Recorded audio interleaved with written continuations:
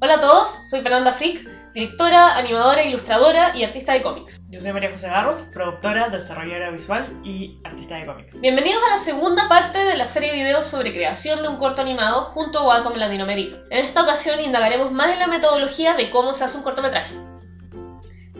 Es muy importante respetar los procesos. Un corto no nace de la noche a la mañana y personalmente creemos que para crear algo que realmente valga la pena hay que pasar por un largo camino de ensayo y error. Afortunadamente, en la industria ya existe un estándar de pipeline o flujo de trabajo que nos facilita seguir el camino para llegar a un producto final decente. Los procesos no son fórmulas, no es alquimia. Eso es algo importante de saber.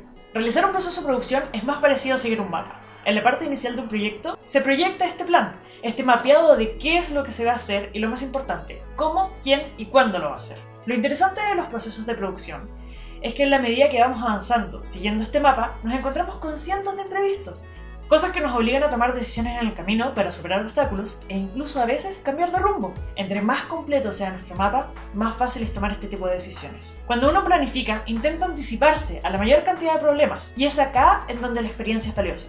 La experiencia no siempre viene de la mano con habilidades técnicas de las personas. Hay gente que es imprescindible en un equipo, más que por lo que hace, es porque ha recorrido tantas veces el camino que ya conoce potenciales soluciones a casi todos los problemas que podrían aparecer.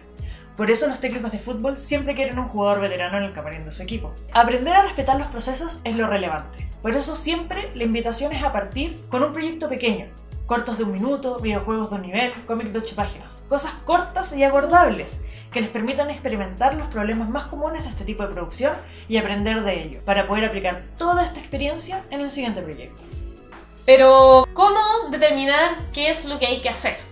Acá nosotros usamos una estrategia sencilla. Cuando un proceso parece inabarcable o es demasiado amplio, como por ejemplo, hacer la preproducción de un corto, tratamos de identificar los resultados esperados del proceso y establecer las actividades necesarias para lograrlo. En general, este tipo de planificaciones se resumen en una carta Gantt. Probablemente ustedes han escuchado hablar de ellas si es que no han hecho alguna. Una carta Gantt es un diagrama gráfico que te permite visualizar y organizar los tiempos de producción de distintas tareas. Básicamente, indicas un número de tareas y le asignas a cada una cantidad de tiempo para ser ejecutada, en días, semanas o meses.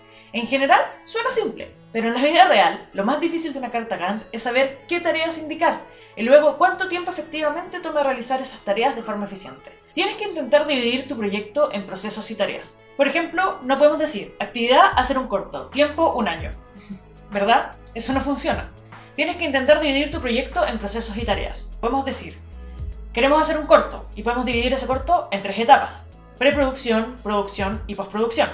Y podemos darle a cada etapa distintos meses para ejecutarse. 4 meses a la preproducción, 6 meses a la producción, 3 meses a la postproducción, etc. Eso ya se empieza a ver un poco más ordenado, ¿no? Ahora, claramente podemos seguir estableciendo procesos y tareas, en el fondo subdividiendo el proceso para volverlo abordable. Y para eso es que es necesario entender el flujo de producción. Una pregunta que surge muy seguido de las personas que quieren hacer su propio cortometraje es ¿por dónde empiezo? ¿Cuáles son exactamente todos los pasos y etapas a seguir? Es por esto que vamos a darle un recorrido por todo lo que es el pipeline o flujo de producción de la mayoría de las producciones animadas. Pero antes, 2 cosas. Uno, nos enfocaremos principalmente en el flujo de una producción 3D, ya que esa fue la técnica que utilizamos en Here's the Plan. Pero intentaremos hablar del paralelo en animación 2D.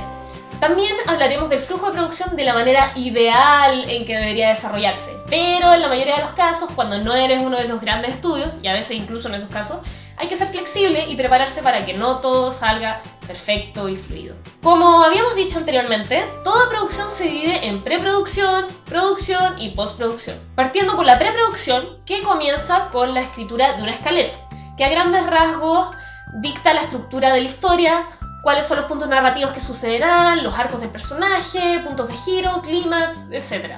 Una vez que esto está más o menos definido, se comienza a escribir el guión.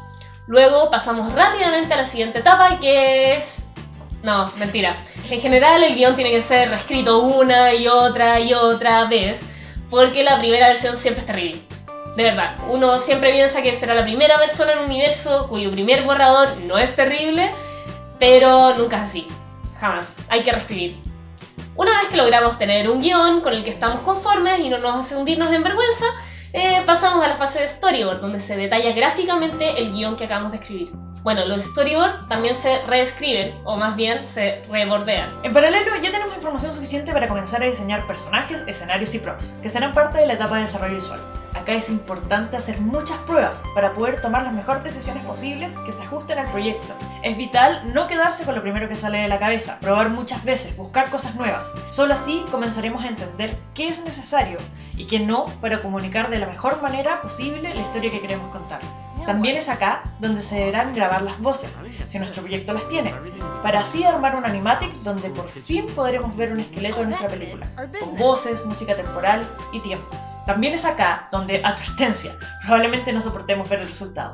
Ver la primera versión siempre es como un golpe en el estómago, y por lo tanto, adivinaron. Se vuelven a rebordear escenas hasta que quede algo de lo que nos sentimos orgullosos. Ahora, se comienzan a preparar los materiales necesarios para la producción. En el caso del 2D, los model sheets de personajes para que los animadores puedan dibujarlos bien. Y en el caso del 3D, el modelado de los personajes, escenarios y props.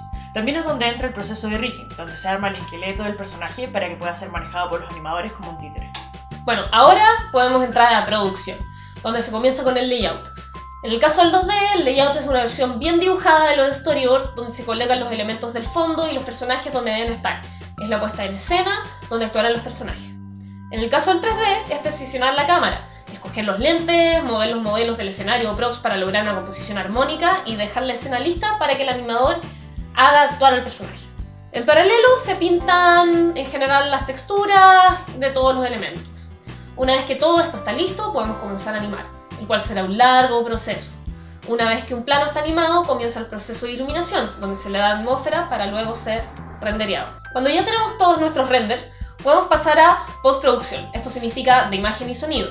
En imagen, generalmente entramos en la etapa de compositing, en softwares como After Effects, donde se define la estética final, se arreglan errores y se agregan efectos.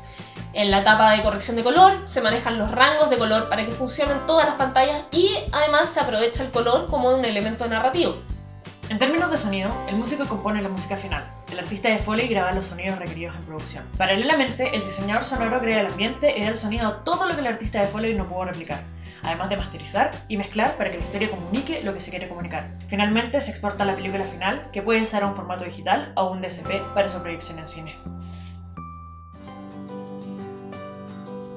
¿Se dan cuenta como ya tenemos una idea bastante más clara del proceso que tenemos que llevar a cabo? Ahora que ya sabemos qué hacer, lo importante es encontrar un equipo. ¿Por qué esto es importante? En primer lugar, porque uno no puede hacer todo solo.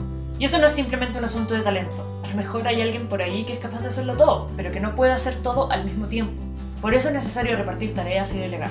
Lo ideal para formar un equipo es analizar las necesidades de tu producción, técnicas, estéticas o económicas, e intentar buscar a las personas que mejor se adapten a estas necesidades. No es siempre necesario contar con la mejor gente de la industria. A veces una mezcla adecuada entre gente con experiencia y novatos con talento puede crear un resultado genial. De nuevo acá no hay fórmulas. Hay mucho de estar en el lugar y el momento adecuado, de empatía entre las partes y de capacidad de la dirección y producción de comprender las características de su equipo de trabajo y sacar lo mejor de cada uno de ellos. Bueno, la vida real está llena de imponderables. Inevitablemente cualquier proyecto que uno realice también lo va a estar.